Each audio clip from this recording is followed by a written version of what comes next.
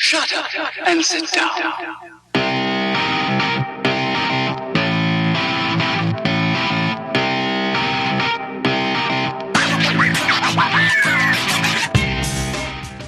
Good afternoon, everyone. Welcome back to Mental Health Mentorship and Megapixels. It's me again, Neo. I hope everybody is doing really, really well. I have got 45 minutes to get the recording done on this video, and I want to get it done today because I've deviated from my original plan of talking about depression to talk about a lot happier stuff today. We'll get back to depression another time. But Leanne and I, power couple, went to the gym this morning together, and we were about to leave when she spotted someone that she thought was that person, and we were thinking like, okay, let's go and stalk this person a bit and have a look. And she said to me, what if it's not him? I said, well, it's not him. We'll just look a little stalkerish. But it turned out to be the person that she thought it was. And it was a really refreshing moment, really refreshing chat to bump into someone we met at university 15 years ago and haven't seen in 11 years. But, it was so nice catching up. And it honestly felt like we had not been apart for 11 years. It's like we had seen each other yesterday. Now, this person and Leanne and I all studied mechanical engineering together. And it was such an enjoyable chat because we just heard about where him and his wife are now, and we didn't even know that they had moved halfway across the world. So I decided, let me change the topic of today's discussion from depression to the value of values. Few things. I am terrified if Mira ever watches this and sees that I've stolen her cup. She's very defensive of this cup, and I have been suffering with terrible cotton mouth lately, and it comes with the medication. I'm not going to go back and cut out every time I take a sip of water. I know some people on their YouTube channels who cut it out. Some people don't, so I'm not going to. The other thing I'm not going to cut out and be afraid of saying is my book, or referring to at least my book. I have become very bad at short-term recollection. I still do have a lot of ideas coming to me, and I try to record as many of them as I can. But when I say I'm really losing my short-term recollection, I mean I would have seen an artist's song on YouTube 10 minutes ago, and it happened to me at the gym. I couldn't remember Charlotte de Vitte's name. I had to Google Dutch female DJs to find her name, and that is how bad my short-term recollection is. Thank God I've got an understanding wife in Leanne who has gotten used to me forgetting everything. And unlike a lot of dudes, and ladies, and non-binary people, etc., I have an excuse for forgetting things like birthdays and anniversaries. I joke, but it sucks sometimes. Nonetheless, so here's my book. My book's got all the great ideas I had in it for this video, and I'm going to look at it. I'm not going to act like I'm not looking at something, because I am. I'm not ashamed of that. Doesn't make me a bad public speaker. I love public speaking. I also don't plan out and practice these talks because it doesn't feel natural to me. But I will refer to my book because I don't want to forget everything that I thought of to put into this video. So, first things first. I talked about Mira's bottle. Done. Yay. I want to talk about values quickly. I really got the full picture of what the importance of values are probably about 2 to 2.5 years ago, when I found myself really lost in the way of someone to mentor me. And I met someone, and I'm not too sure if I'm allowed to name drop. So I'm not going to, but I'm going to tag this person in this post on LinkedIn. I'm going to tag all of the people that I'm talking about, but you're not going to know who's who. So I hope that's okay. You're going to guess that one of these people is someone, but you're never going to really know who they are. And if he did give me permission, I'd mention his name. But in either event, he knows who he is. There we go. I've narrowed it down. He's a he. And he knows how much of a change he made in my life. And I just want to take a moment to say thank you to him.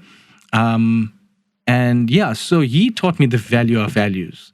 So when I speak of values, I mean those internal, intrinsic rules upon which your existence and how you interpret the world, how you behave are based. Now, the psychologists, psychiatrists, coaches, all those people in the world will have definitions for values. They'll have definitions for personality.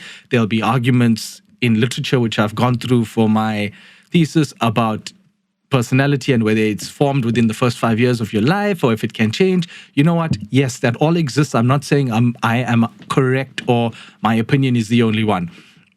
I'm giving you my view of how I interpret the words personality and values. We're not talking about quantifiable value here in terms of monetary value or something you put numbers to, but we're talking about those things that inherently make you you or make me me. And the way I see values different from personality, the way I view values versus personality is values are the things on the inside that make me me, and personality are those things that I present to you which you think make me me. But the importance of values to me is I believe values, and I guess I'm not the only one who believes it, but for the sake of interpretation here, values to me are those things at my very core that I doubt will ever change or that I will ever want to change, that I developed through the interactions in the early stages, I assume, of my life, and later stages, really, I believe. It's the stuff that you want to keep and you choose to keep that molds how you interpret the world and how you interact with it and other people. And the reason I am talking about values is that interaction today with that person that we met, it was so refreshing that it made me think about why after not seeing someone for 11 years did it feel so good to reconnect with them specifically. And during the discussion, we talked about so many people that we interacted with on a daily basis 15 years ago at university. But it was so nice to hear about, and I mean, we've seen kind of kept touch of each other's lives. Coming back to why it was such an exciting interaction was because it was nice to hear how much everyone's grown and how much of success everyone's had.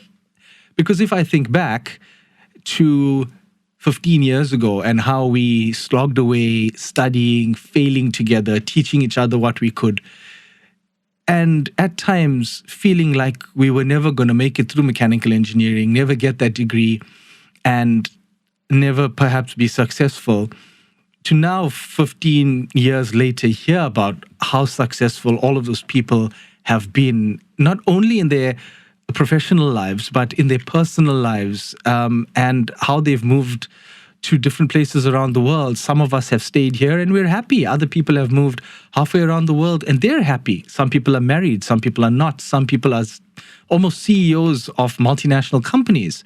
Others have chosen a simpler life, and that's fine because they're happy. They have families, they have kids, some don't, but all of them slowly but surely found happiness. And that was the best part of the discussion. And I wondered why. Why was it that these people that we keep in our lives and enjoy having in our lives, water break, stay in our lives, and those who don't, I think can be tied back to what my mentor taught me about values. It's the fact that like sees like. People with like values find each other. Doesn't matter when, and I'm not spiritual, I'm not religious at all, but the more and more I grow in life, the more I realize that I need to let go of trying to control everything, and somehow things that were meant to come together come together. Yeah, there's stumbling blocks along the way. I mean, I wax lyrical now about everyone being happy. I'm sure they've had their bad moments. Everyone does. It's part of life. But those are my inner moments. And for the most part, those people are all from the deeper side than what we see on social media, they've become successful in their own right. I said that like sees like, and like stays with like. And when I talk about that, I mean values. People with like values find each other, and that's why in 2000, let's go down a quick little timeline. I was born in 1989, the year of big shoulder pads, big hair, and slick mustaches. I was born on the day that, because I like music so much, I found this interesting. On the global charts, a song called Every Rose Has Its Thorn by a band called Poison was number one on the charts. And it's funny because I think I'm that thorn. Anyway, I was born in 89, and in 2002 in high school, okay, so that makes me 34 years old now, almost 35 in Jan. In high school, I met a bunch of guys, friends. And I say guys because I went to an all-boys school. And to this day, 8 of us are still friends. In fact, we consider each other family more so than anything. And one of those people, it was a larger group. We had one more in the group. This person, fell away from interacting with us. And again, like values keep like values. People with like values stick together and stay together over time. Whereas those who lose those values over time that you can associate with fall away. And it's not a bad thing. That's when you realize that those people that you lose contact with or you disconnect from completely or never get to see again in your life weren't meant to be in your life. They were probably just going to drag it down. I don't regret losing one of that group because we picked up another who unfortunately went to a lesser school, and he's become a part of my family and a part of their family. And as we journeyed in life, we met significant others and they're all friends. And to this day, we keep in contact as if we never left school. And some are now in Holland, others are still in South Africa. Some have traveled around the world. Some have lost family. Some have created families. But we're always there for each other, no matter what. And the reason that happened was because of our values. You could see it from our families. Our families shared the same values and similar upbringings. Then at university, we met other people that maybe we were not as close to and remained as close to, but we went through a lot together with late nights, failures, successes, helping each other get through that degree. Some ended up not making it through the degree and changing degree, but as we heard today, everyone's made a success out of their lives, and it's so nice to hear. This particular person ended up in a place that my old man and I have always looked at going to one day, the Isle of Man. I'll tell you why now, but it seems that the Isle of Man has become so progressive that they now allow women onto the island. And who knows, maybe it's going to be renamed the Isle of People. Connie jokes there. But this friend now lives with his wife in the Isle of Man. And we've always wanted to go there because of the motorcycle racing that happens there once a year. It's essentially a place where people go to compare the size of their genitalia while on motorcycle. It's the most insane thing you've ever seen, but it's unbelievable that these people have the courage to do it. I digress, as I usually do. So this friend has been in the Isle of Man for the last few years, working there, and we bumped into him at the gym, and he told us about other people who, we've kind of just kept tabs on through social media, and some of them are in the UK, some of them are in Australia. So, like I said, all living different lives, but all having been so successful. And it, again, I think I'm now repeating myself, but how refreshing it was. It really was awesome. And I mean, that's where I think the good side of technology comes in, the good side of social media, because from what I can tell, and again, like finds like when it comes to values.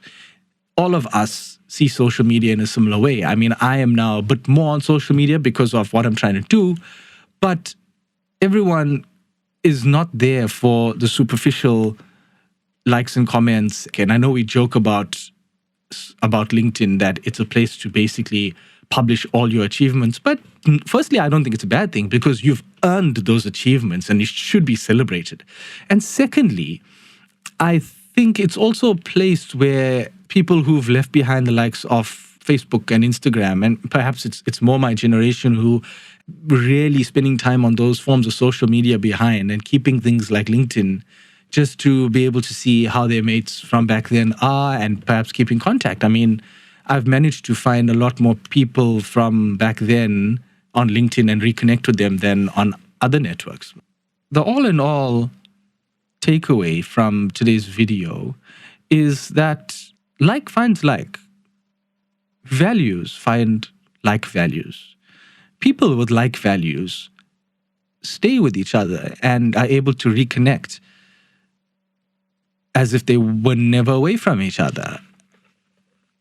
And we're going to talk a lot about values going forward because, as I learned from the mentor who shall not be named until he says I can name him, if he says I can, I want to stress how important values are, because values in the intrinsic sense and values in the quantifiable sense are basically what you can boil every single thing in existence, I believe, down to, as far as our desire to interact with them goes, or our desire to remain motivated, or our desire to achieve, or anything for that matter. Explain why in detail in further videos, but for now, just let's focus on the like finds like in terms of values. And think about your friends, think about those people that are still in your lives, and think about those people that are not in your lives anymore.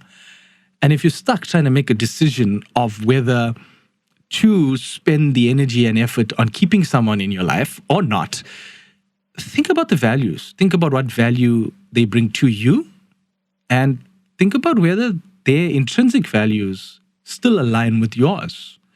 It might help you in directing your decision. I think that's it for today. I'm going to leave it there because we have this wonderful thing in South Africa called load shedding. And I'm a little bit more of a positive person toward understanding the need for it, given that I worked for the company that produces electricity in this country. But it's still a little bit of a pain in the backside sometimes, and I don't have a big enough backup power supply at home to keep my computer running. So I'm going to have to go and stop recording now and leave editing for later. But such is life. We can complain or we can do with what we have in the time we have. Until next time, please comment, reach out.